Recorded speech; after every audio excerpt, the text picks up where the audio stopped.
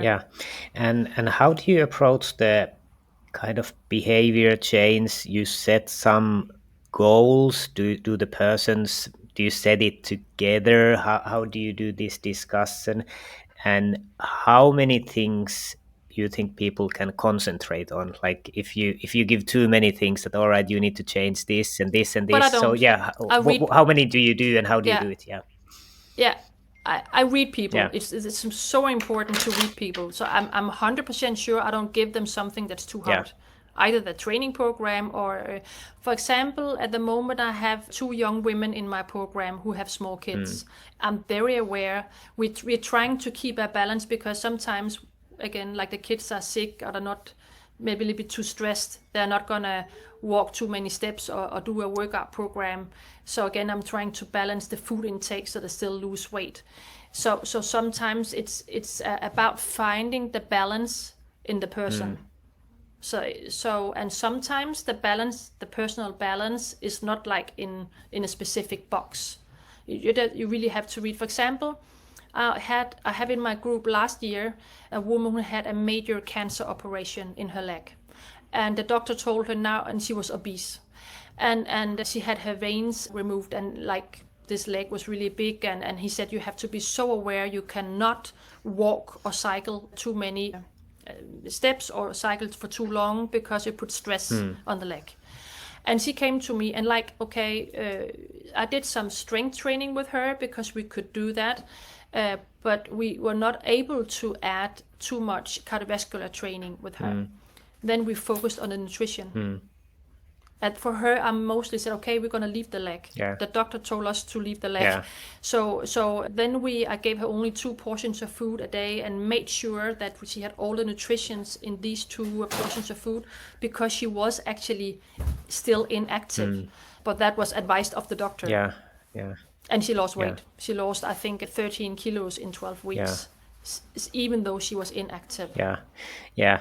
And this 12 weeks, how did you come up? Do you think this is a good length to kind of sell to people that they are committing Yes. for the right Yes. length? Or yeah, tell a little bit Yes. about that. Yeah. The whole idea was, again, when I was studying in the States, I went to this lecture and there was a psychiatrist telling about that if you go to any kind of consultant for stop smoking or health advice or whatever, and you get the advice, the percentage of people who have success with the advice by themselves is very low. So, but he said if you come back to your either trainer or nutrition counselor or coach once a week for 12 weeks, he said, I remember the research, but he said 82% of the people then have success with changing their habit. So he said you don't have to say something new, you have to be there for people, you have to, coach them all the way in order to change their habit. So the good thing is when people start, also because my program is very expensive, they're so motivated, maybe sometimes they're too motivated, and then after 4-5 weeks, it's like it's a normal day. And that's where the habits, that's where we start.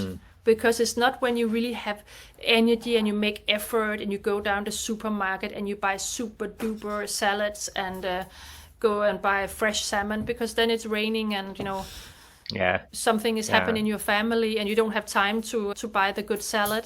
That's where you change your habit, when it's a normal day. So it's a good thing about it's a long program. Yeah. So people really, they can't fake it. They really have to change their habit. Yeah, makes sense. And maybe it could be interesting to hear some, you have tell kind of anecdotal stories. What are kind of the awakenings people, like you said, that they realize, for example, that the mental running is not actual activity? What Yeah. other kind of anecdotal stories you would have shared from the Yeah, coaching? I think, yeah, I'm it's definitely I have 2 things to say about that. One thing is that people are more inactive than they think. That's the whole thing. So the reason why sometimes people are overweight is not because, of course, they eat too much, but it's also some of them are not like overeating, they like binge eating. They're just normal eating, but it's still a lot because they don't have any activity at all. That's one thing. The other thing, and I don't know if I can say it loud so other people can hear what I think, but many of the people I have who are overweight, I send to a psychiatrist, actually. Because if you really, I know again, Denmark is again very well known nowadays because of Wegovy. They're Novo Nordisk, one of the biggest Danish medical company, are selling a lot of this medicine so people can give themselves injections so they're not hungry, because it affects the how hungry you are, so you don't eat. So, but I really want to think, what did you do as a child? Is your family obese? Because sometimes this, I'm going to stop and tell something else. I always tell them, if you have a baby, and the baby is like 1-2 years old, and you want to give this baby porridge, and after maybe 7 spoonfuls, your baby doesn't want porridge, and the baby just stops and turns the head. It doesn't want anymore. Because inside the baby has this feeling of, when have I had enough food? And I'm telling them, we all are born with that inner, what you said, kind of, I don't know how to say it in English, but we are all born with that, so we can feel satiety, like the baby. Yeah. And then we get older, and that inner feeling of feeling full is affected of, if you don't eat your potatoes, you're not allowed to get chocolate, and you affected about maybe having a hard time as a child, and your mother's eating, then you eat, and so on. So a lot of the habits are connected to an emotion. I really think in this whole debate about being obese, I really think there's a lacking. Again, I read a lot of research, and then there's a lot of scientists saying about, again, what has happened in your body physically, and if you have obese parents, you also get obese, but you also inherit the behavior of eating and the behavior of exercise. All of them, I think, is like, I compare food with alcohol, and I tell them, if you did the same with alcohol, you will be an alcoholic. Because when you have a bad day, you eat too much, and some of them, cannot have a box of chocolate or biscuits in their cupboard. Otherwise, they'll just go out and eat it as soon as their husband or wife or kids are not there. And I said to them, do you have wine at home? Yes, of course, we have a shelf with wine. Can you leave that? Yes, of course. But they cannot leave the food. And then there is some kind of emotional eating. I see that in many, many people. And I think it's maybe a way to, behind every emotion there's an addiction. So a lot of the addiction is also, feeling lonely, feeling stressed, not being in life where you want to be. Maybe you have success with one part of your life, but not another part of your life. So this about eating, but has nothing to do with physical. You're not hungry. You're not a physical hunger. You're not hungry physically, but you still eat. And that's also what I talk a lot about. And sometimes just talking to me about it and me telling them what I see, they say, oh yeah, I can see that. Oh no, that's a really... And then they just change the habit because they have 12 weeks with me and we talk about it. And then they change it. And some of them, I say, I really think we should send you to a psychiatrist and talk about changing that habit of eating while life is difficult. Or also I meet many people who are not like with a depression where they can't go to work, but a light depression. Because life is hard. No, it really makes sense. And I've been following one Finnish professor about eating, and he's always talking about the emotional attachment with food, and that often it's behind there. And to add one more note with that about the reports, when I see a report with very, very low activity level, I have had a few who had only like 3 hours of activity, 3 or 4 out of 24 hours. Apart from that, they're lying down. And they signed up for a health program because, again, they think I really want to lose weight or get healthier. And then I take it from a totally another point, because I really want to hear how they feel, and I send them to a doctor. And I was taught that of a psychiatrist, because he told me if people are so inactive and they tell me how active they are, it's because they are depressed and they have so little energy. So they feel again they are still active, even though they don't only have 3 hours a day out of 24. They have a depression. So I send them. That's why I was taught by a psychiatrist. And I really want you to take this knowledge and go to your doctor and tell him that I sent you. Yeah. So that's also, and I also had another one where if for example, I can see the sleep pattern. I also have one executive in a part of a group that he was working many hours and his wife was at home with the baby, and he was up every other hour. And I said to him, well, what are you doing? You standing up every second or 3 hours during the night? And he said, because my wife is not feeling well, so I need to help her because I'm worried about her. And I said again to him, you have, otherwise one day you're gonna collapse with stress, because you work 14 hours a day and then you're up during the night. You need to take your wife to the doctor. So sometimes I really get really sensitive information from the reports where I send people to the doctor with that information. Yeah, makes sense. And maybe one thing about how do you feel about the reports? I assume you are always going the reports together, that you are both looking and you go them together.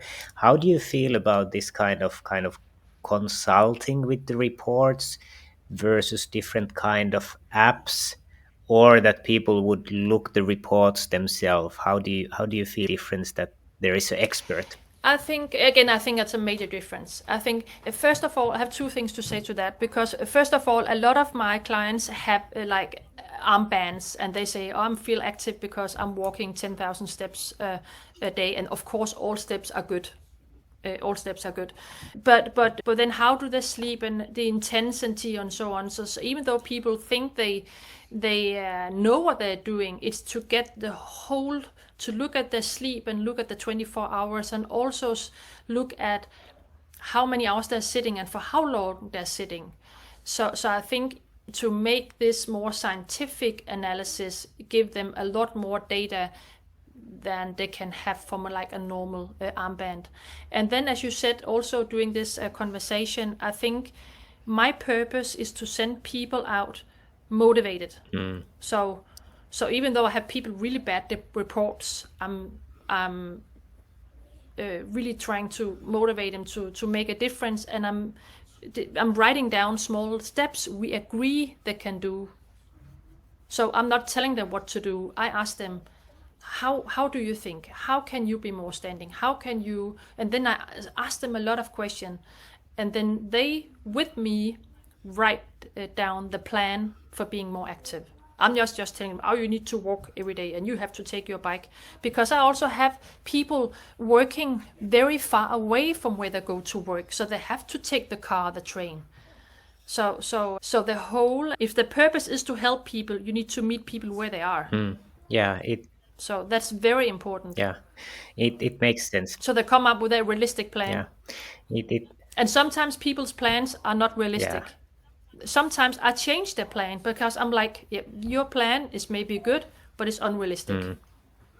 Yeah, it makes sense. And how do you feel? You said that people usually have wrist-worn devices, and then the Sense device is worn on the thigh, which is not as easy to wear, but with the patches, it's quite nice.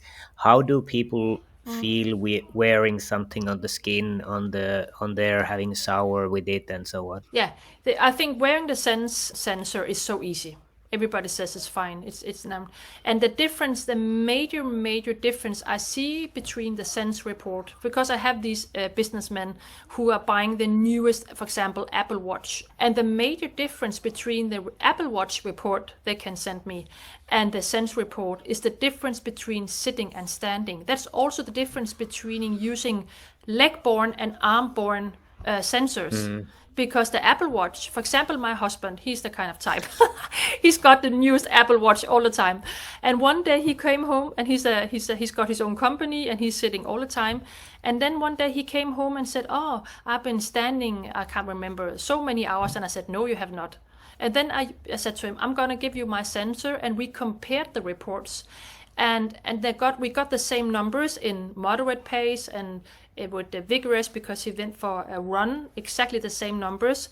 But the major difference was that his Apple Watch, the newest, most expensive Apple Watch, could not find out if he was sitting or standing because it's on the arm. And that's what I was also telling my clients, that sometimes the arm-borne bands get more steps than my sensor does, because it's on the legs. So it's more accurate. Yeah. And I think the wrist-worn devices, they probably have a motivation to make them encouraging and maybe a little bit overestimate Yes, the of course, that's activity. good. So Yeah. yeah, very good, very interesting things. I think I really like your approach, that it's science-based.